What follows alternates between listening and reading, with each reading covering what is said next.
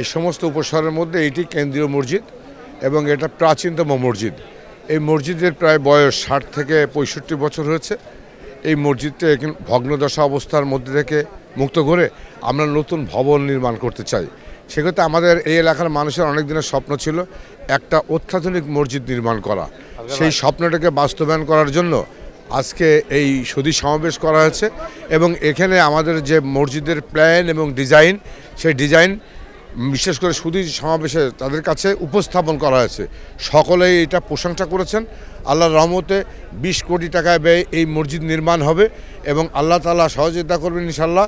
আপনারা সবাই অন্যান্য যারা আছেন এখানকার যারা দানশীল তারাও সহযোগিতা করবেন এবং এর মধ্যে দিয়ে বাংলাদেশের একটা সেরা স্থাপত্য মসজিদ আমরা উপহার দিতে পারবো। এটাই আমাদের মূল লক্ষ্য।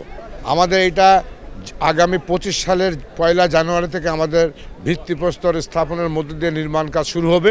আমরা 25, 26, 27 ডিসেম্বরের মধ্যে আমরা এই মসজিদটা নির্মাণ কাজ শেষ করব বলে আমরা আশা করছি। মহান আল্লাহ রাব্বুল আলামিন ইনশাআল্লাহ উনি জানেন আমাদের এইটা সহযোগিতা করবেন এবং আমরা তার কাছে আশা করি তিনি এটা কবুল করবেন।